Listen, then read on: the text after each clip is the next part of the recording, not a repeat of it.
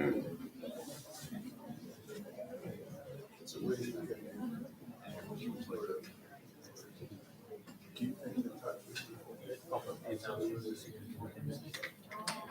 I can do it. Usually when they walk on stage, I just I'm going to be.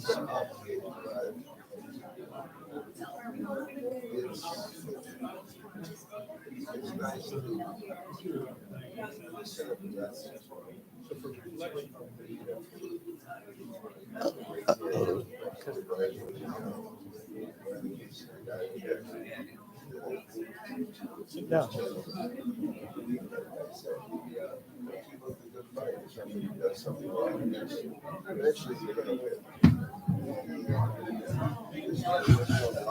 Greetings, everybody. Welcome to the Belvedere family community. If you're new here, we're happy to see you. And if you're old here, we're happy to see you too. And it's great to be here. These days, I'm looking forward to Sunday service every week. I'm really excited. I'm excited to see everybody. And I'm also excited to hear what Justin has to say to us. So it's going to be a great Sunday. So I just got a couple of announcements to get started. You may have heard of this before, the Accelerate program. It's a leadership training program. It starts next week, and there'll be an email sent out for registration if you're interested. The website is accelerateministry.com, if you can remember that, or if you can check your emails, and if you want to attend. I think it's a really great program, mostly for young people. But maybe old people too. I don't know. Okay, we have a new and exciting thing. I guess We say mature. mature. Okay, mature people.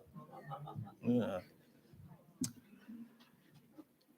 I know many of us are missing Andy Morris, and already this morning we were scrambling for a tablecloth, which Andy would have brought out like within a second. But we have a new event coordinator. His name, you may have seen him in the back there, Albert Rylands. He's wearing many different hats these days. Right now he's helping with the AV. He'll be our event coordinator, and you just gave him a hand, but you know what? He would really like a hand with all the stuff he has to do. And I'd like to, for the next announcement, I'd like to welcome Ayrton Leary to tell us about some projects he's doing, some clubs. Thank you. All right. Good morning, guys. So I'm here to introduce these new clubs that we're starting. So we're starting a chess club in order to, if you guys are interested in wanting to be a part of the community throughout the week instead of just on Sundays, we're doing on Thursday nights at the White House, just down the road, from 7 to 8:30. And that's for anybody that's interested, youth, young adults, older young adults. And this is a picture. Some people showed up last week, which was great. It was a lot of fun. And this next Thursday, we're going to be teaching some openings. So it's for all skill levels. If you're really good or if you're really bad, doesn't matter. It'll be a lot of fun. And then we're also doing volleyball club. This will be every Sunday after service from 12 to 1:30 for youth and young adults. This is for any skill level as well. If you want to practice to learn, or if you just want to play some volleyball, this is a great opportunity. It'll be held at the Agora House until it's warm enough to go outside and play outside, which will be a lot more fun. So if you have any questions, my email is up there, and you can just ask me in person. So if you're interested, or if you know anybody that's interested, let them know. It'll be a great time. Thank you. Thank you, Ayrton. By the way, I heard that there's some mature people who are also quite good at chess. Right, Ellen? So today we're going to celebrate True Parents' birthday, which was just 2 days ago, January 27th. It also happened to be my own father's 95th birthday. Wow, which was quite amazing. So we're going to do a quick little cake cutting celebration. So I believe the cake is somewhere around here. Oh, let's bring it out. So if you have been designated as one of the couples to help, come up to the stage. I think I'm supposed to just say a little bit. Oh, okay. So, yeah, today we are celebrating True Parents' birthday. True Parents, if you're new here, is what we call our founders, Father and Mother Moon. And yeah, we want to, reason, just a little understanding of why we call them our true parents is because, so many of us have received so much incredible love and guidance and wisdom from them. And really there is this feeling that, they are like our parents, like our father, our mother. There's this incredible feeling of connection with them and what they've given to us. And so, yeah, we want to honor them through celebrating their birthday every year. And we always do that with a really nice cake. We got our nice cake today. So we can enjoy this after service. And also, Tenthio and Yasmin, you guys are supposed to be coming up here too. You know that. So let's, you got the lighter? Okay, so we can light the cake. And we're going to sing Happy Birthday, True Parents. Okay, ready? Happy birthday to you. Happy birthday to you. Happy birthday to parents. Happy birthday to you. Okay, ready on three. Let's blow the candle. 1, 2, 3. And then let's all cut the cake together. So everyone together. Right, just one cut. 3, 1, 2, 1. Okay, happy birthday, True Parents. Thank you.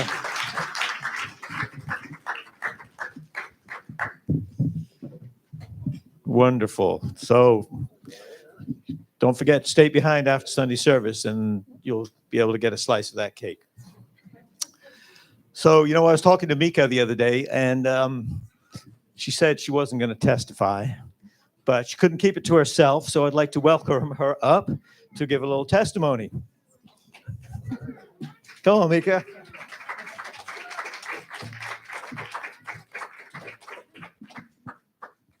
Hi, everyone. Good morning.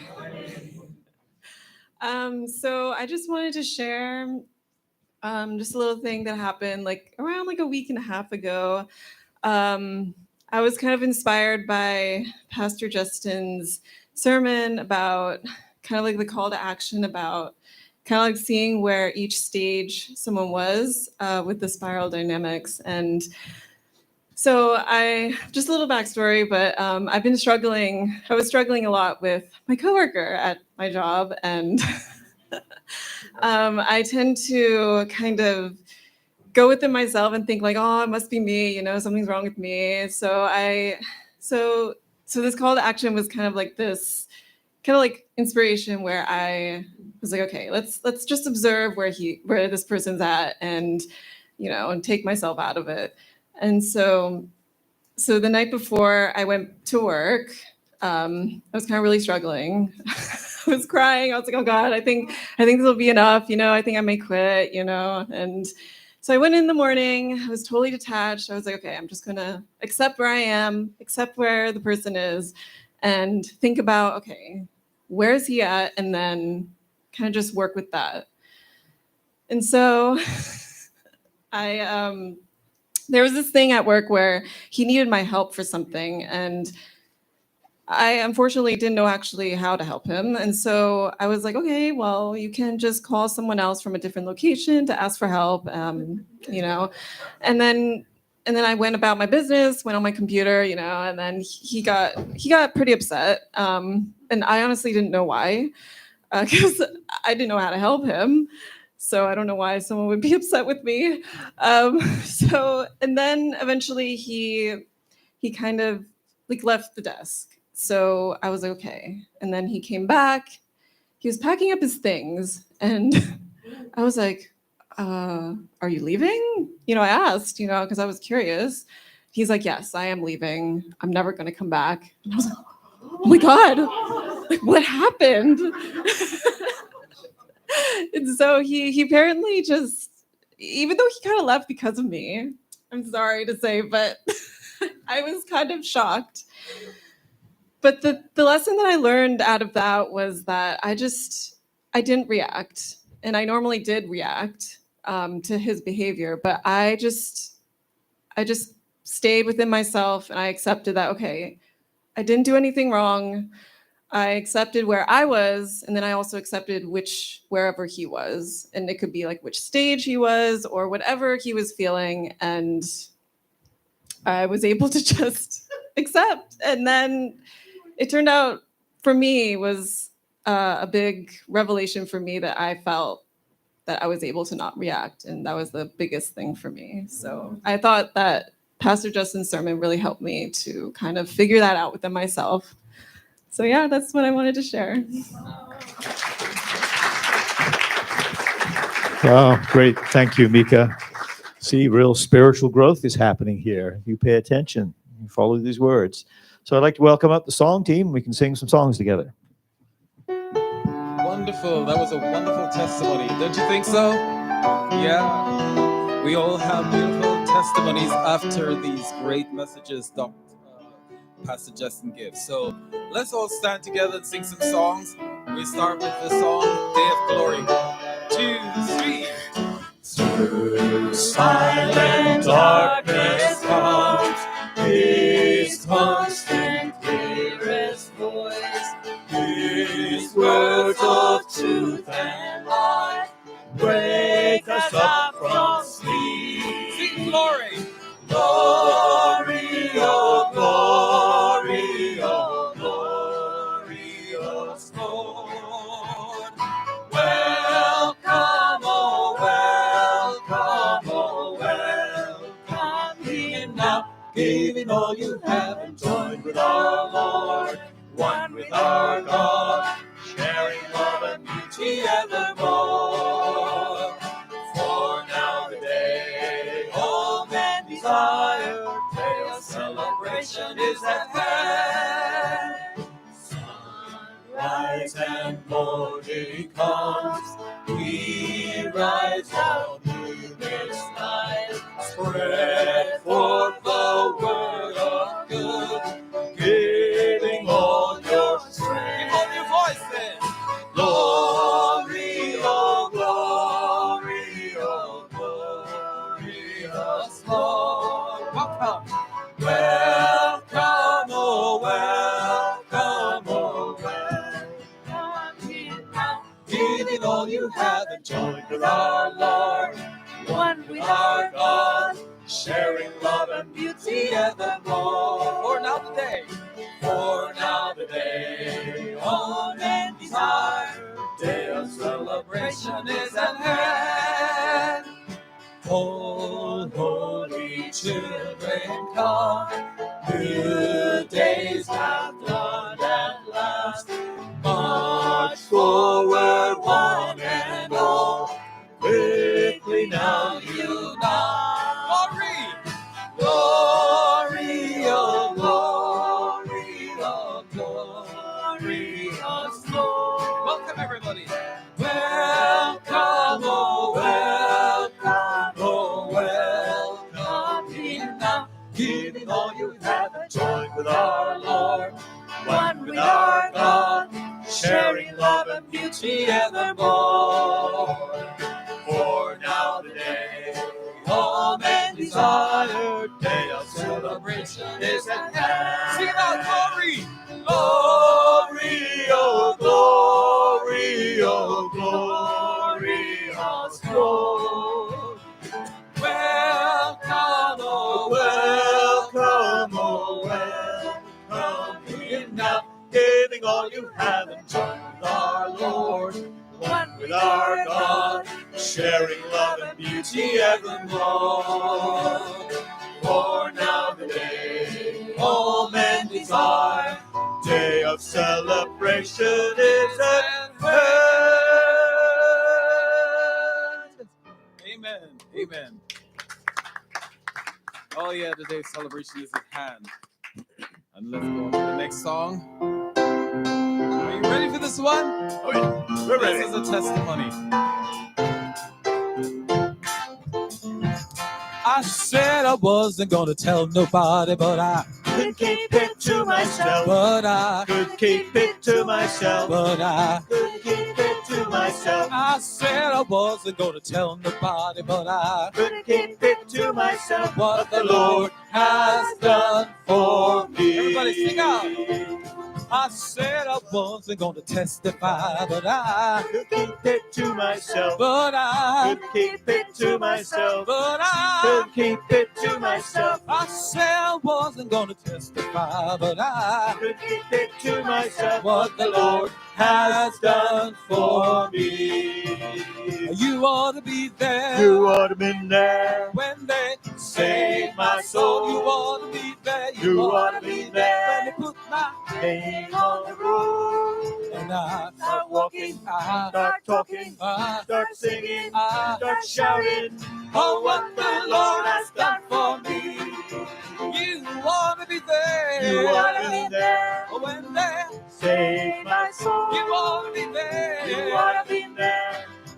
Name on the road. And I Start walking, I start talking, I start singing, oh, start shouting. Oh, what the Lord has done for me. I said I wasn't gonna jump for joy, but I Couldn't keep it to myself. but I Keep it to myself. oh, Couldn't keep it to myself. I said I wasn't gonna jump for joy, but I Couldn't keep it to myself. what the Lord has done for me. I said I wasn't gonna sing this song, but I Couldn't keep it to myself. but I Couldn't keep it to myself. but I Couldn't keep it to myself. I said I wasn't gonna sing this song, but I Couldn't keep it to myself. what the Lord has done for me. You ought to be there. You ought to be there when they save my soul. you ought to be there. You ought to be there. When they put my name Name on the road. oh, Start walking, oh, start talking, oh, start singing, oh, start shouting. Oh, what the Lord has done for me. You ought to be there. You ought to be there. When they Save my soul. you ought to be there. You ought to be there. When they put my name Name on the road. and I Start walking, start talking, sing it. start singing, start shouting. Oh, what the Lord has done for me. What the Lord has done for me. Yeah, what The Lord has done for me. Yeah, yeah. What the Lord has done for me and you. Amen. The Lord has been good to us. He has been good to us. He's called each and every one of us to be here. The Lord has called, and I will go where He leads me. I will follow. Yeah.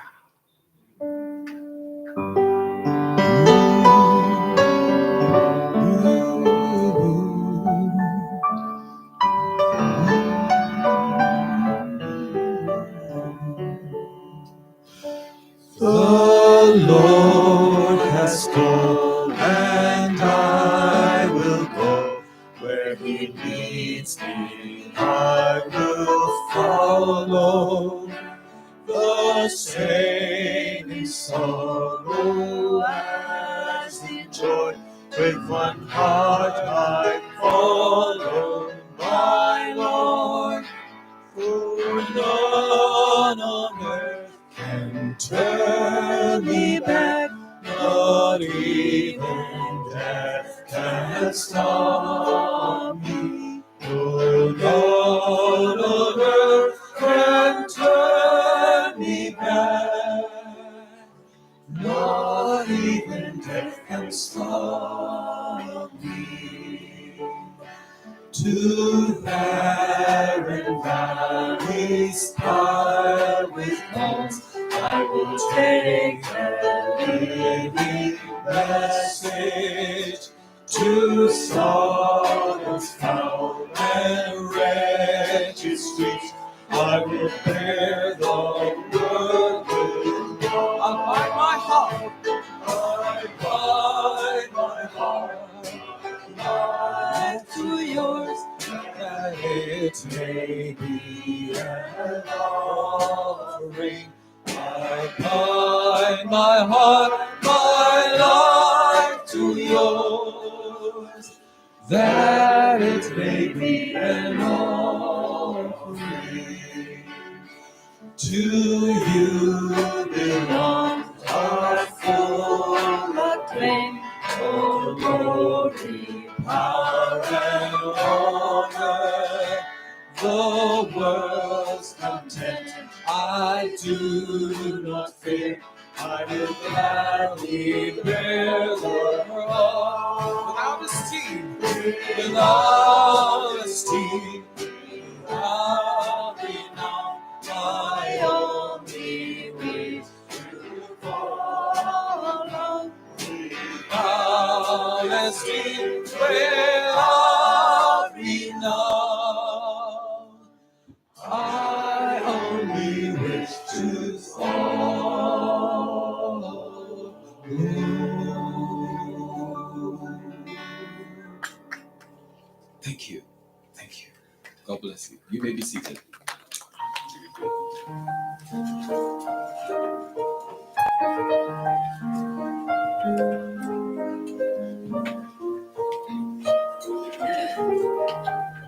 Please join me in prayer. Heavenly Father, thank you so much for this beautiful day. Thank you so much for this beautiful choir and this beautiful music and for the experience. Please guide us to this day and guide our pastor who is about to offer his sermon. I pray for the peace and unity in this world, for the peace and unity in this community, that for the health and the wellness of true mother who never gives up despite her age and all the difficulties that we face every day. And I pray for the health of our members and that we can bring peace and love in this world, so finally the kingdoms of heaven it will so pray and so desire will come at last. Thank you so much and pray many Bible best to family. Amen.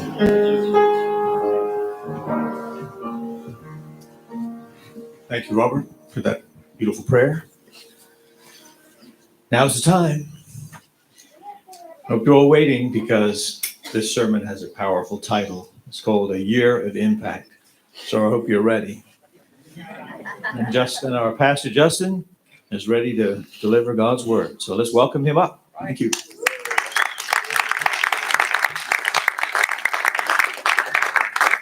Thanks, Dominic. All right. Good morning, brothers and sisters. Good morning. Good to see you. How are you doing? Good. Yeah, good. You can be honest. It's okay. However you're doing is okay. I always appreciate our bookkeeper. Every time I call her, I say, "How are you doing?" And she says, "Oh, so." I appreciate the honesty. But welcome everybody. I'm happy to see you all. I'm happy to be with you. And happy to continue on this series, the Possibilities series. We have a few more talks in this series. And today we are going to be talking about a year of impact. How many of you would like to have a year where I didn't even finish the question.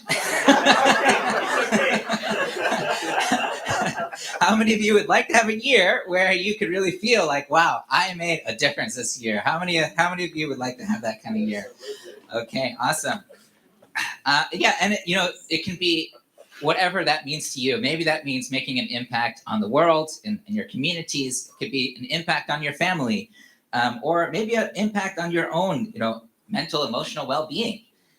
Whatever that means to you, I think we can make this a year of impact. And I want to start off with just the definition of impact is to have a strong effect on someone or something.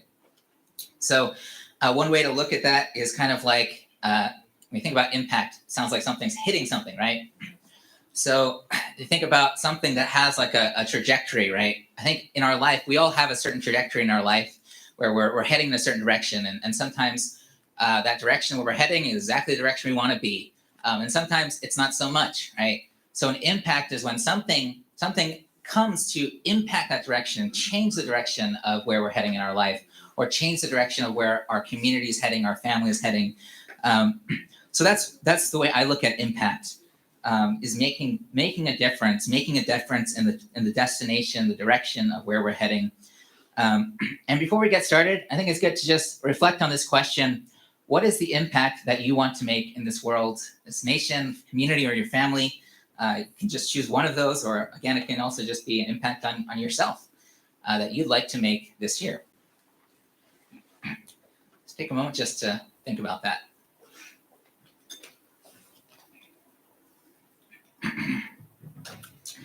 So the reality is, the world that we live in has no shortage of problems. That's the one thing that our world definitely does not have a shortage of, is problems. Or you can say challenges to overcome.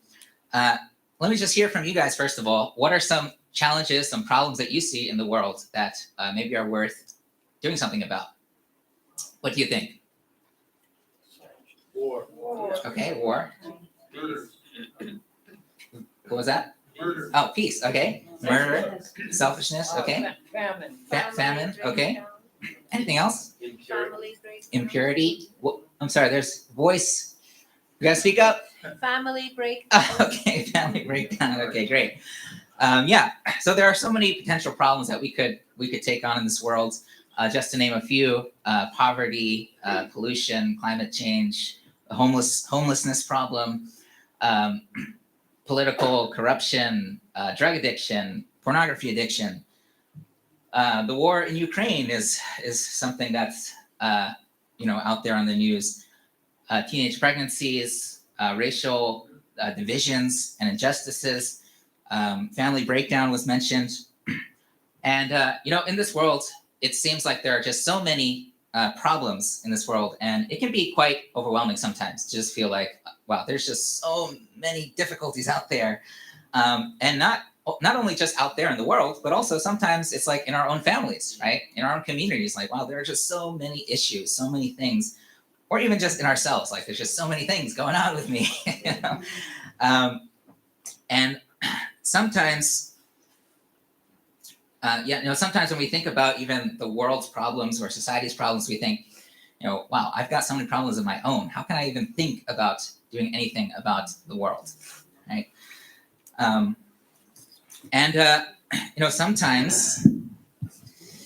Sometimes our problems kind of feel like a game of whack-a-mole. Has anybody ever played whack-a-mole before? Yeah, so whack-a-mole is this game where, there's these little moles. They come up and you whack one, and then another one pops up, and you whack that one, and another one pops up, and you keep whacking them, and they keep popping up, right? And sometimes that's kind of like our problems, right? In our family, like, I solved that problem, and then there's another problem that pops up. Or in our society, right? There was, the whole COVID thing happened, and then, we try to solve that, and give everybody a bunch of money, and then inflation happens. It's okay, now there's another problem we got to deal with, and then there's this problem. So it seems like there's a never-ending list of problems that we're going through in our life. So I think it's really important to ask this question of what makes a real impact, because the reality is that we do have a limited amount of time, energy, resources, and so we have to make sure that where we're spending that time, that focus, we're spending it in a place that's going to make a difference, in a way that's going to make a difference, the biggest impact possible. How many of you have heard of the 80-20 rule? Who's heard of that before? Okay, quite a few of you. So this is in my opinion, a really amazing principle that we see in the world. And I think if we apply this to our life, it can make a tremendous difference. And basically, what the 80-20 rule states, and another label of this rule is the Pareto principle, based off of the guy who they say discovered it. It basically states that 80% of results are produced by 20% of causes. So 80% of results are produced by 20% of causes. So just some examples of that is like 20% of criminals commit 80% of the crimes. 80% of pollution originates from 20% of all factories. 20% of a company's products represent 80% of its sales. 20% of employees are responsible for 80% of the results. 20% of customers make up 80% of the complaints. so it goes both ways. And if you look at your life and you just kind of observe what kind of happens in your life, you can really start seeing that this principle plays in all different kinds of areas of our life. That a lot of the problems that we see in our life are actually caused by very few things, actually. And so if we understand this rule, it allows us to focus on what's really important. Where do we really need to be focusing our energy? And basically where we want to focus on is the 20%, right? The 20% of causes that cause the 80% of the results.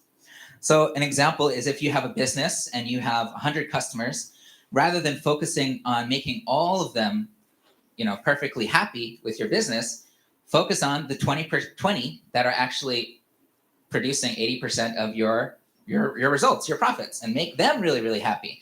And they'll want to buy more and they'll want to give more. And you can increase your profits by focusing on just that 20%. Another, right, it says about pollution, right? Instead of thinking about all the factories and how do we get rid of all of these factories that are causing all this pollution, just find the 20% that are causing most of the pollution and work there first. Start with that. So why does this 80-20 principle exist? I think another reality that we see that relates to this is that a lot of times we focus on the kind of what's going out there, on what's kind of budding outside of the surface, what we can see. We can see the results. And a lot of times we focus on trying to fix what we see rather than actually looking into what's the actual cause of that? What is the root of that problem? For example, if you're out there and maybe you're gardening. I'm not a gardener, but maybe we got some gardeners out here, right? And you're trying to get rid of the weeds, right? And you're just hacking the weeds and hacking the weeds, hacking the weeds. What's going to happen next week? You're right back up, right? They're going to be right there waiting for you. If you don't uproot it, then they're just going to keep coming back. So we see this a lot in, I mentioned, like, for example, politics. We try to solve problems in the world by throwing a lot of money at them sometimes. And we just, give millions and billions of dollars to this cause and that cause, and we'll invest in this, and then that'll make everything better. Or we see this sometimes in modern medicine, for example, right? For example, cancer treatment. A lot of times cancer treatment is just about, chemotherapy or radiation or cutting out the cancer itself, the results. But, a few years later, that cancer will come back. And why is that? It's because we never actually dealt with why that cancer was there in the first place. What was the cause of that cancer? Which might be, diet, nutrition, or their spiritual or mental health, right? And we see this also in our community sometimes, where we might see something externally happening, like, oh no, like people aren't coming to the community anymore. Where's everybody? Our attendance is dropping. This is bad, right? And then we think, okay, what am I going to do to solve this problem of our attendance dropping? And then we think, okay, I'm going to do this big event. And I'm going to invite, the best speakers that we can find. And I'm going to, rent out a big venue and invest a lot of money in this event and just tell everybody and get everybody to come to this big event. And then they'll come and then, it'll be great. And reality is people do come and it often is great and it's a great experience. And we feel a sense of, wow, we did something great. This is awesome. However, then a few weeks later, we come back to our community, our local communities, and what do we see? Not a whole lot changes, right? We often see that, oh, where did all those people go that we saw at our big event? And the reason for that is because we never actually dealt with the actual issue, which was maybe it was the community lacked a certain kind of vision, or maybe it lacked a certain kind of relevancy in the way that we talk about things, or maybe it lacked an atmosphere of real unconditional love. Maybe that was what was missing from the community. So when we invest into actually the root of the problem, when we create, health, then growth is natural. Focusing on health. So again, in order to going back to impacting this world, we have to look at what is actually at the root of all of this myriad of problems, these thousands of problems that we can list out. What is actually at the root of all of that? And one place we could look is in the scriptures and the divine principle. It says, until the present era, not a single man has known the root of sin. Christians have believed that Adam and Eve, the first man and woman, ate the fruit of the tree of the knowledge of good and evil, and that was the act, that this act was the root of sin. So there are lots of different kinds of religious traditions, but pretty much every religious tradition has some idea that something happened a long, long time ago, and it was that thing that happened that caused all of the suffering that we're seeing today, right? And for a long time in Christianity, there was this idea of eating this fruit, right? And if you haven't read the Divine Principle yet, this might come as a little bit of a shock. But one thing that our beloved pastor, Reverend Clark, says is that it wasn't the apple in the tree, but the pear on the ground that caused the fall. I love that. Basically, what that's saying is that what happened was not about eating an actual fruit. It wasn't like, oh, this couple, and she took this fruit and she ate it, and all of a sudden there was this terrible, terrible curse that plagued humanity that we're now dealing with to this day. But instead, the Divine Principle explains that this fruit is actually a symbol of sex. Whoa. Did I just say that in church? Oh my gosh. Thank you. Yeah. So if you read the Divine Principle, you might come to this conclusion that the root of all of our problems is sex. So, but let me ask you about that. Is all sex bad? Is all sex bad? No, right? Not all sex is bad. It's really good. Yeah, I think so too.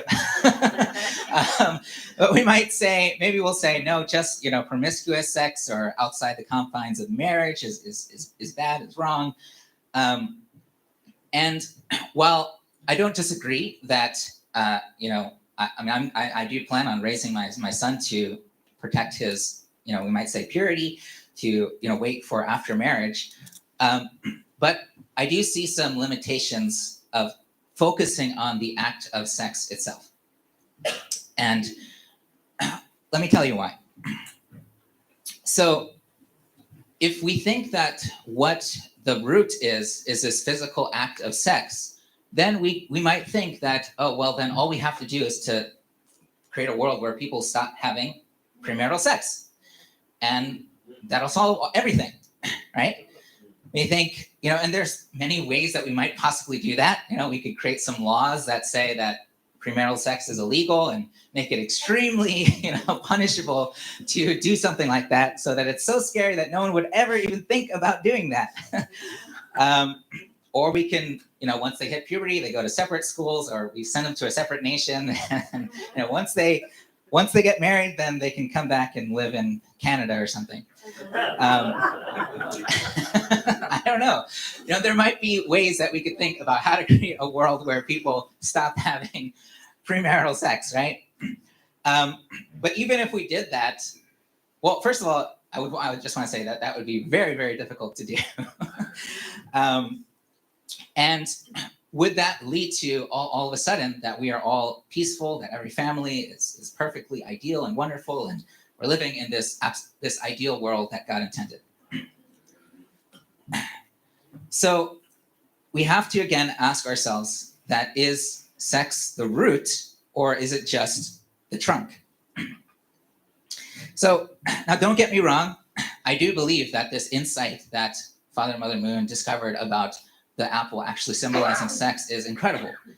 And I feel that, the culture of free sex has had a very negative impact on our culture, on our children, on how we grow up.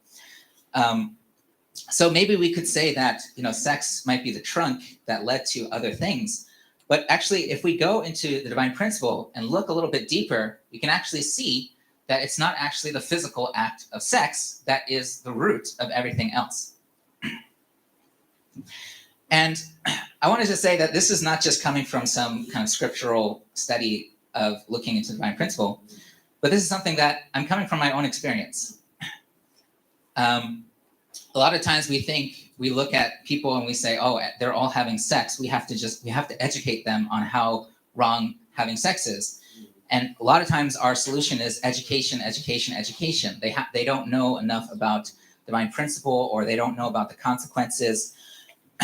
But I can tell you that as somebody who was raised with the divine principle, knowing that I shouldn't be having promiscuous sex or dealing with anything with that kind of realm, I still developed a pornography addiction when I was young.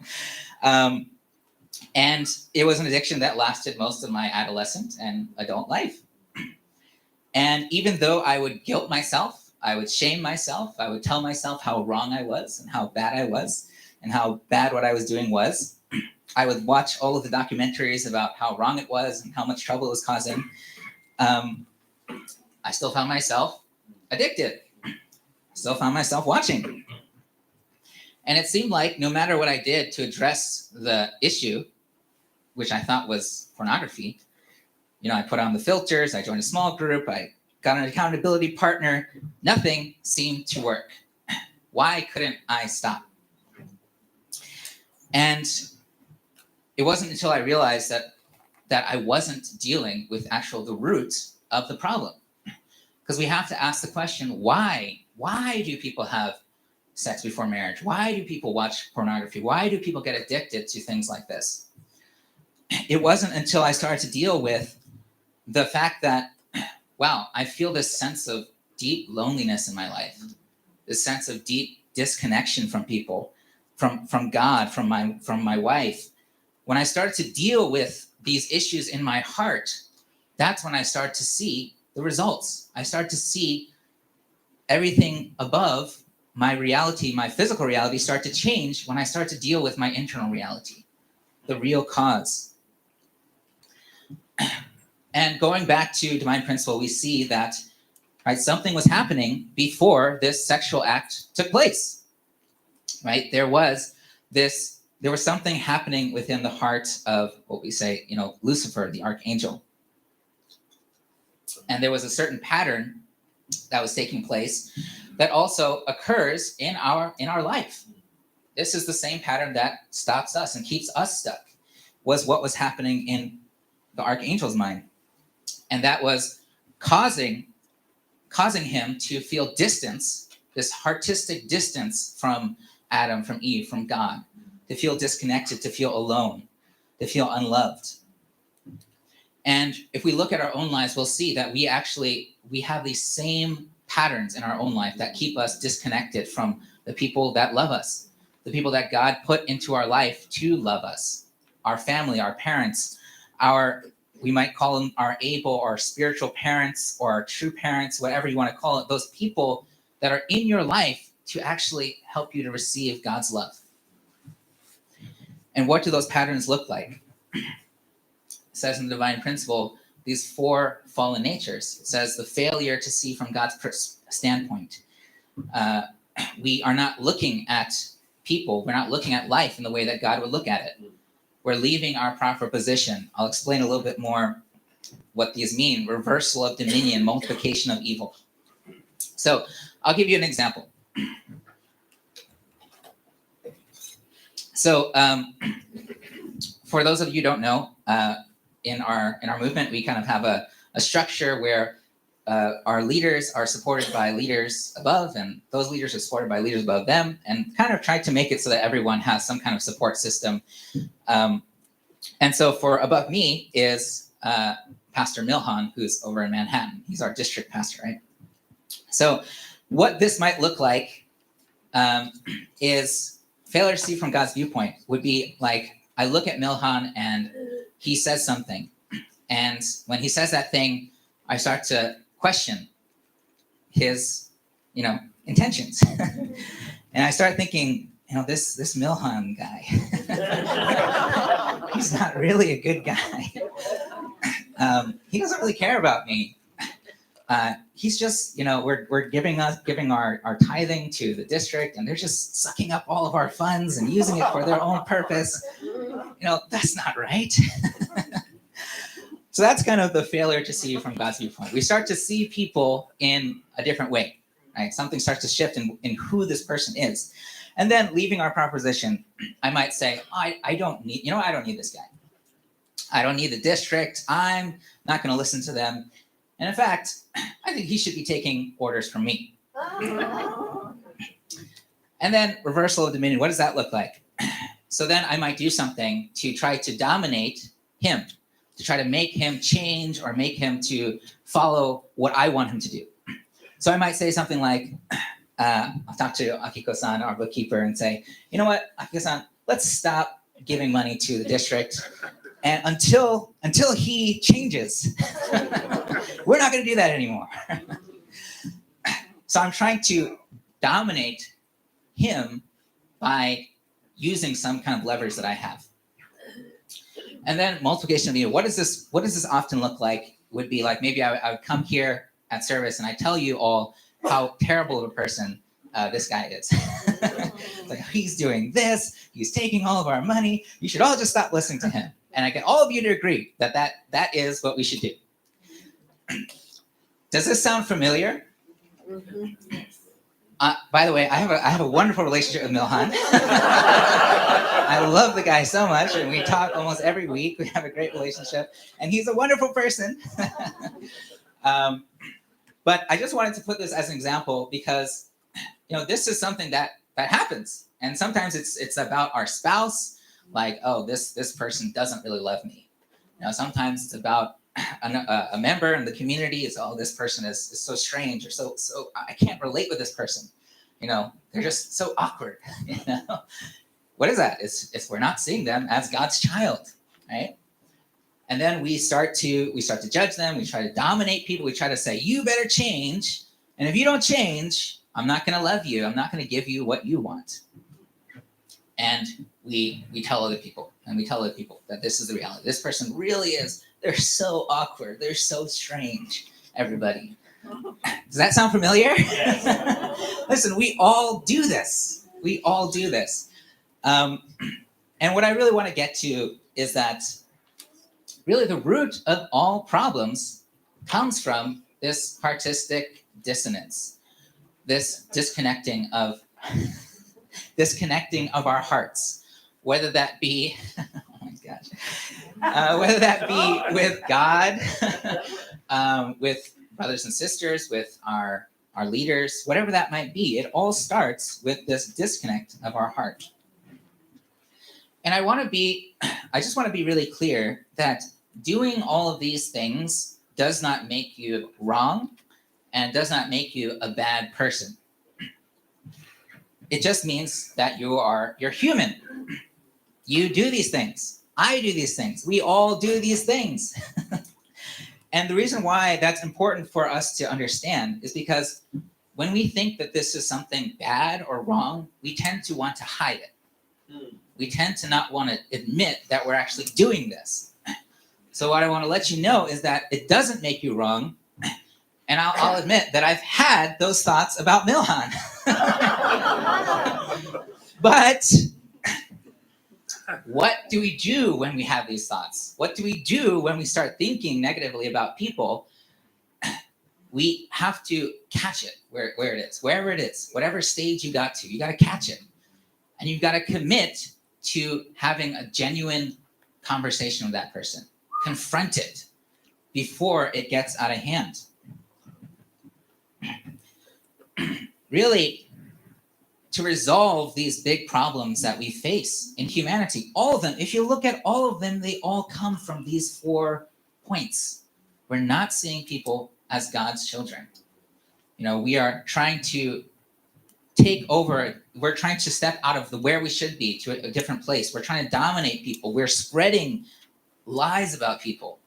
We're spreading our perspective about people. To resolve these big problems, really, we have to go about healing the root, and that is about reconnecting our hearts. And so, how do we do that? So, I want to talk about these 4 steps. And these, by the way, if you're interested in where they come from, are from the Divine Principle, Part 2, Chapter 2, Section 1, the Foundation of Substance. So first of all is to trust that you can talk to this person. You have to find it within yourself that you really can talk to the person that you're struggling with. That I can talk to, that I can talk to Milhan if I'm struggling with him.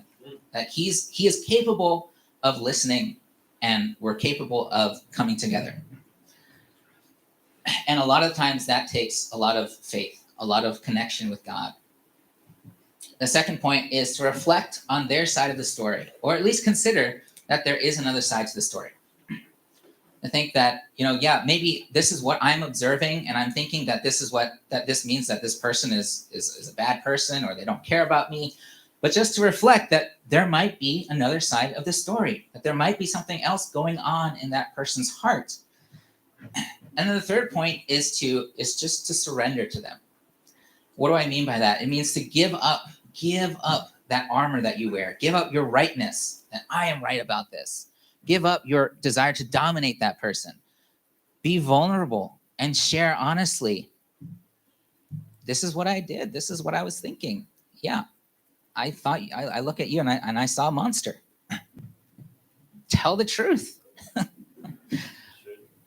And it's through that we can finally get to the 4th point, where it gets to that point where you can really feel genuine love and gratitude towards that person and reconnect in heart with that person. That God put that person in your life so that you could receive God's love. So to kind of give a little bit of life to this, I asked somebody to share a testimony. And just a little background, I wasn't planning to talk about this, but I had an experience with somebody this week, and it really helped me to understand that this is really what makes a difference. This is what makes an impact. And so to share a testimony, I want to welcome up Kimio-san to the stage. Let's welcome her up.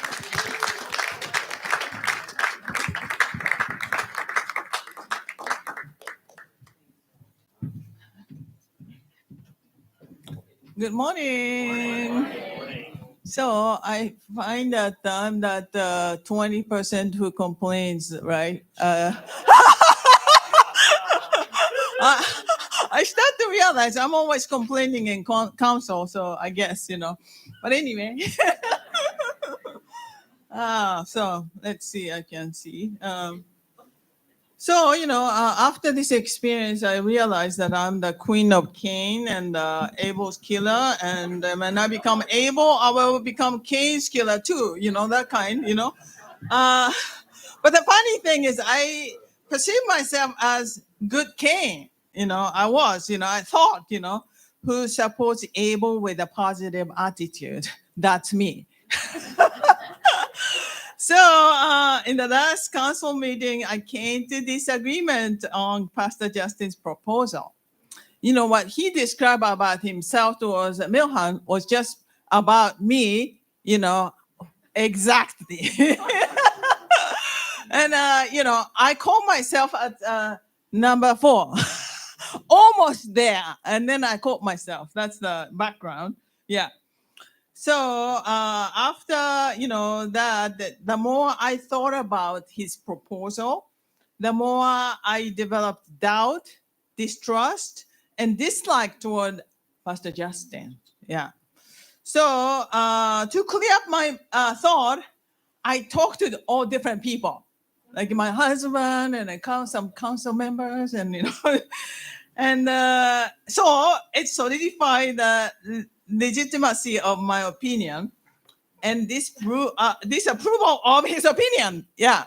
So I kind of even came to this idea, oh, this is almost like a conspiracy that, he's leading us in wrong direction. That's kind of thing I start to even develop, I'm sorry. So I took time and started to write a long letter to the council members. And I was, thinking about sending to them, right?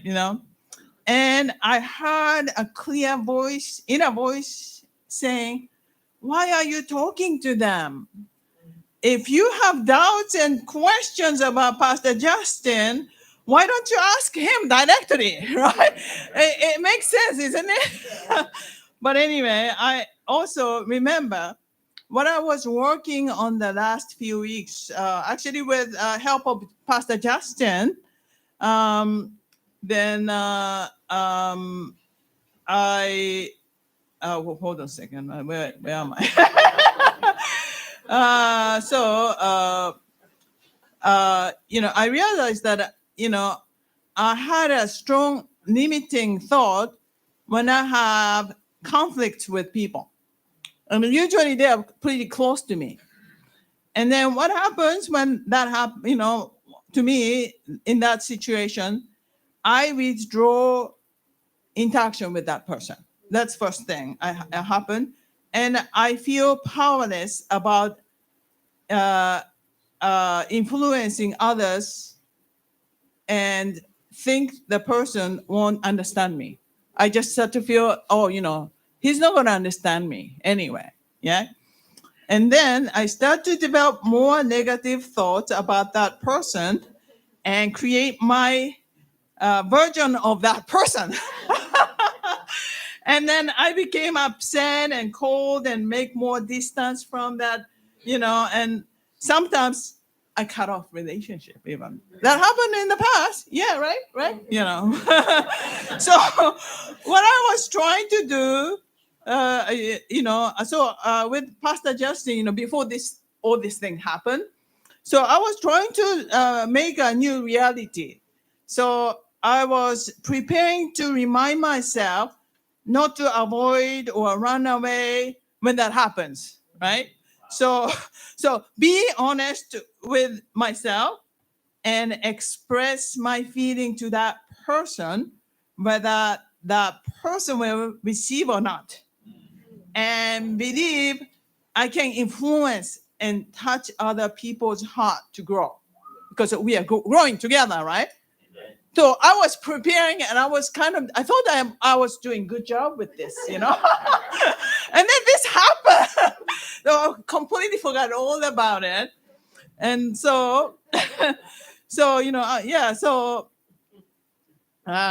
was just, I forgot, and I have been driven by my old limiting thoughts and acting like my old self. Yeah. So one day I suggested Pastor Justin, we have chat. Yeah. So we did. Yeah. It was a quite long conversation. But what I found is Pastor Justin answered all my questions, and my doubt was immediately cleared up, amazing, right? And I could see my misunderstanding. Oh, wow, that was a complete misunderstanding.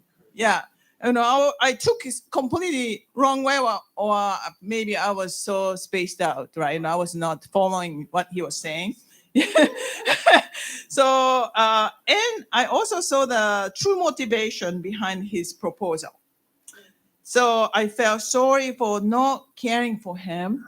I felt really bad. And he's a member of Belvedere Church, and he's my able. So I struggle in my relationship with others because I was with this old limiting thought over and over. And I killed many Abels and Cains that way, right? And this experience is really eye-opening for me. And I want to continue growing my heart and improve my relationship with others. The end.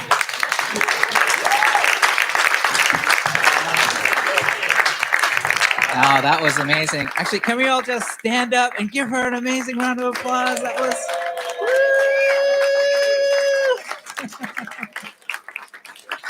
Wow. Oh my gosh. That takes a lot of courage to share all that. Wow. Thank you so much, Kimi-san.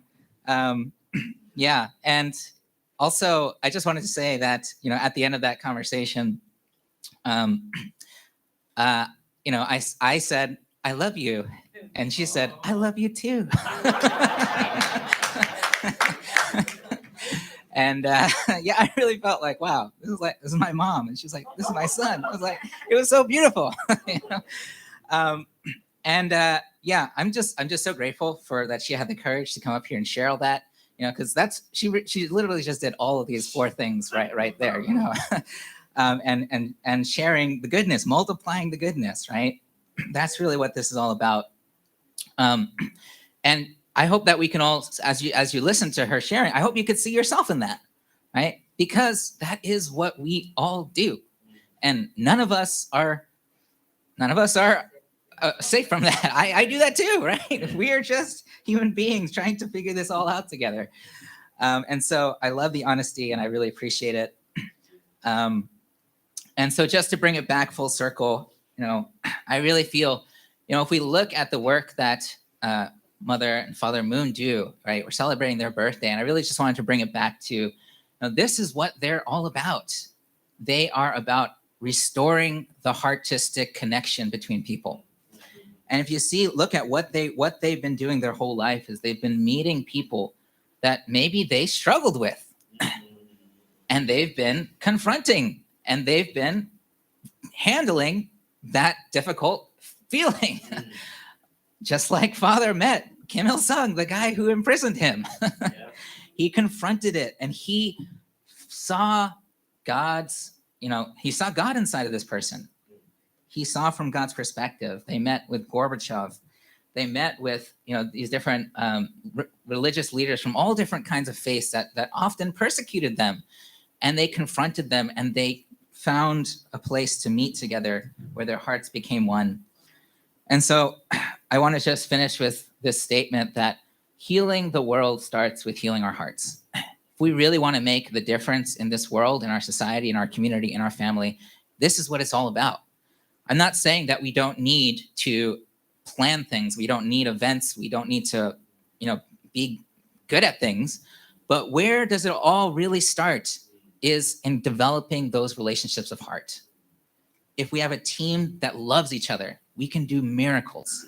If we have a family that loves each other, miracles are possible. If we have a community that loves each other, miracles are possible. And the difference that we can make is unimaginable. So just the key points is to make a difference, to remember the 80-20 rule, discover the root of the problem when you're out there making a difference. And to remember a majority of problems start from a distancing of the heart. And that through healing our relationships, we can heal the world. So as usual, the call to action this week is to think of one person that you feel artistically distant with. You feel like there's something between you and this person.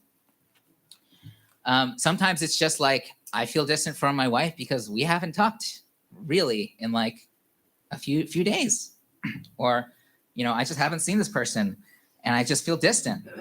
Reflect on what it is, what it is that you haven't been communicating. There's always something. When you feel distant from someone artistically, it's always because there's something you're not communicating. Like something's going on in your head and you're just not sharing it. You're not saying it. And then have the courage to share it with that person. Share with that person what's going on. And like I loved what Kim Il-sung said, it doesn't matter actually how they respond, how they react actually. It's if you feel free to share, you will feel connected to that person. You will feel like a barrier disappeared. So that's going to be it for today. And next Sunday, we're going to tackle this topic of a year of achievement. It is going to be an exciting one. So hope to see you there. God bless you all. Love you all. And see you next time.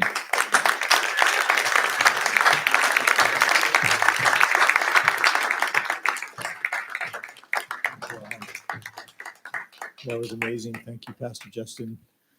Wow, that's provoking some soul searching in me. So let's take about 2 minutes to reflect, and then we'll do our little pair share.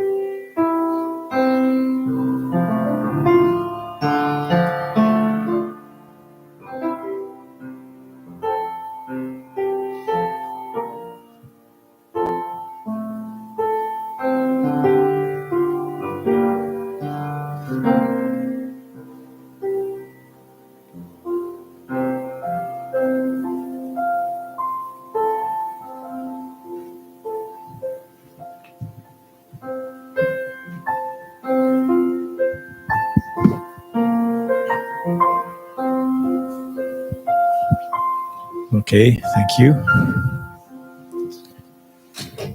So let's take 3 minutes, about a minute and a half each, find a partner or a group of three, and have a little sharing about what you experienced and what this meant to you. So I'll let you know when we can switch.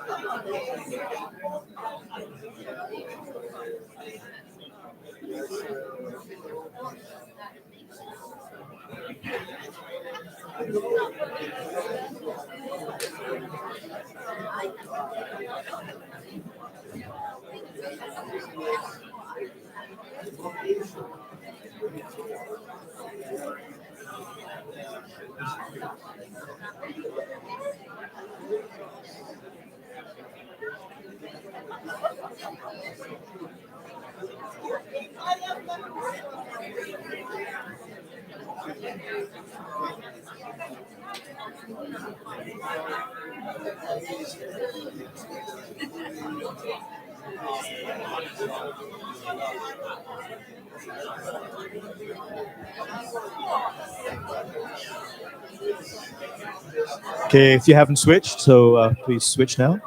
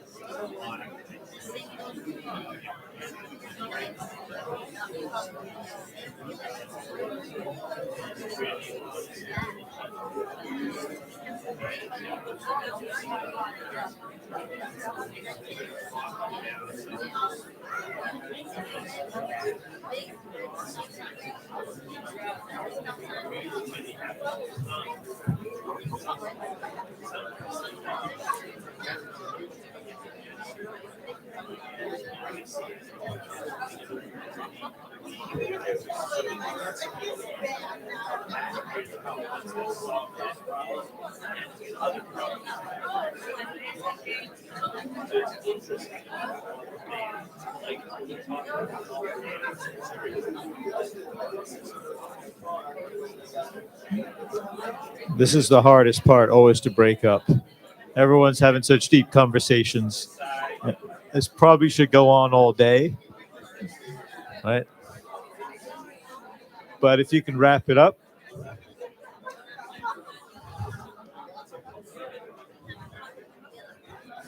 I know everyone's having amazingly profound insights into this.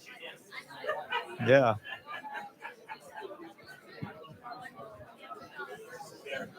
Our pastor has fed us with something that's going to grow.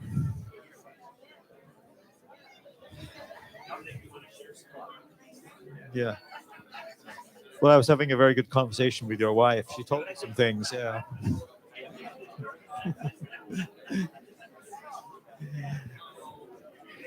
So, if anybody, I'd like to invite a couple people up to. I don't know who's ready to bear their soul like Kimio-san did. I don't know, but anybody who wants to share an inspiration that they got from the sermon. Oh. Okay, we're switching mics. How about Steve? Wanted to make me go run. You're so far away. She's good at it. I was thinking a lot about morning devotion this morning. How many people attend morning devotion with Dr. Young? Good percentage, right? So he was talking about if someone hurts you or offends you, rather than being angry at them or trying to get revenge, have pity for them. And he put that in context of God always wants to forgive us and love us as his children, even if we're, not good people. But God always unconditionally loves us, and he's hoping that we'll come back and do the right thing. So the same thing with whether it's your Abel or whether it's your Cain, doesn't really matter. Someday they're going to offend you or you're going to disagree with them. So the best thing is to have pity, and from that point of view, back up from your own perspective and think, well, maybe they're right. Or if they're wrong, let me really know what I'm talking about, and then go to explain. And then like Kimio said, I misunderstood. And then it can be healed. Whether the Abel is convinced that they're wrong or whether I can understand that I'm wrong, it still heals it. So it brought me back to what Dr. Young was saying about God's heart and always wanting to forgive. And if we want to be like God, which we're supposed to be, we have to be the people who always forgive. So that's my takeaway today. Thanks. Thank you, Steve. Thank you, Steve. Is there anybody else? We've had a lot of men come up here and say things. Really like to have some profound insights from the female.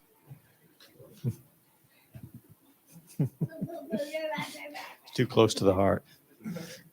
Well, we can always go to Bob. Oh, I'm sorry. Never fails. I will talk about myself.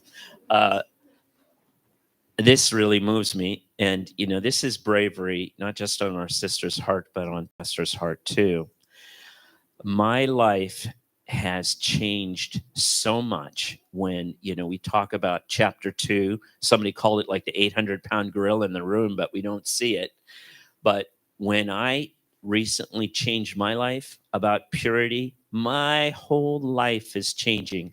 I've spent thousands of hours in small groups. I've spent thousands of hours struggling about personal relationships and many, many things. And this had a profound change in my life. And I just think this is huge. And I congratulate the bravery of our sister to come up there and just appreciate Pastor bringing up this very deep point. This is like life and death stuff for people. I know it was for me. So thank you very much. Thank you, Bob. Oh, Jean. Nice. Hello, everyone. Very interesting point Pastor Justin brought up, because for weeks I've been thinking I really had to talk to my husband about a couple of concerns, but living with him for 40 years, right? We kind of get to know how our husband or wife responds or reacts or thinks. So I realized that that's been holding me back. But one thing that was emphasized is that we can't control really how they're going to respond or react. But I just realized that I have to make sure I come from a point of love and of heart, and hold that other person, my husband, in respect, and just be sincere. And that's all I can do, because I realize as you don't communicate, you know, even if you don't have feelings of animosity, but if you hold concerns in your heart, it causes distance, right? Distance. So you're less close, you're less intimate, you're less caring. You don't realize how that distance really pulls you away from one another. So I am now, no, this is the week for me to really communicate. So thank you. Thank you, Jean. Wow, that was beautiful.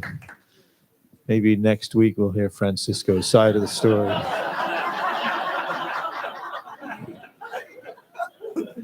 Get ready.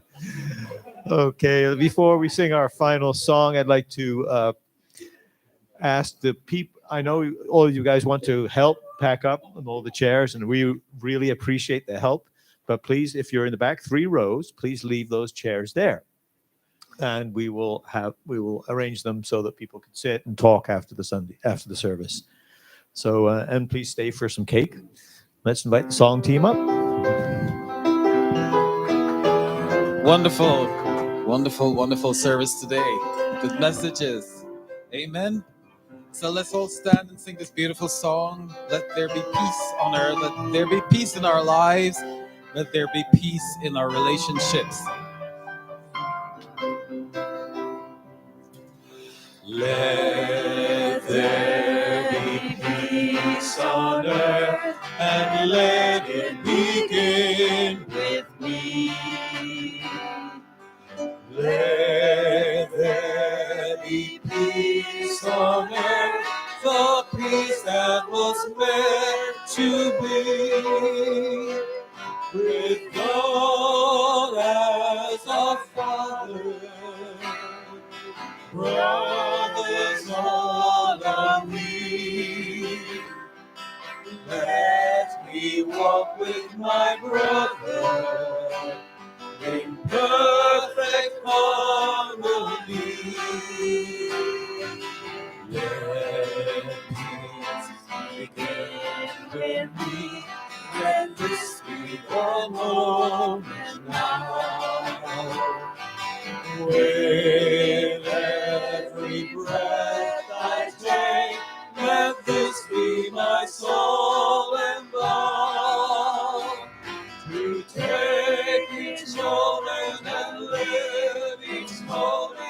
with peace eternally. Let there be peace on earth, and let it begin with me. Let's hear all the men sing. Let there be peace on earth, and only let it begin with me. Sing stronger. Let there be peace on earth, the peace that was meant to be. Now only women. Sing up, women. Sing up, sisters. Sisters, all are we. Let me walk with my sister.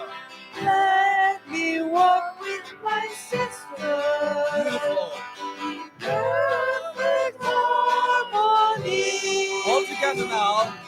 Let peace begin with me.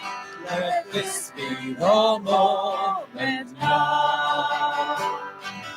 With every breath I take, let this be my soul and love.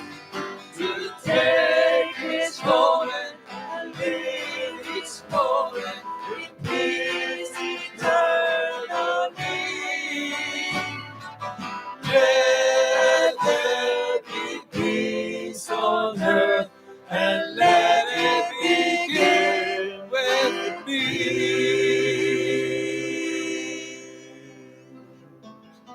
Thank you all for coming. Don't forget about those 3 rows. Do not remove those chairs. Have a great week, everybody.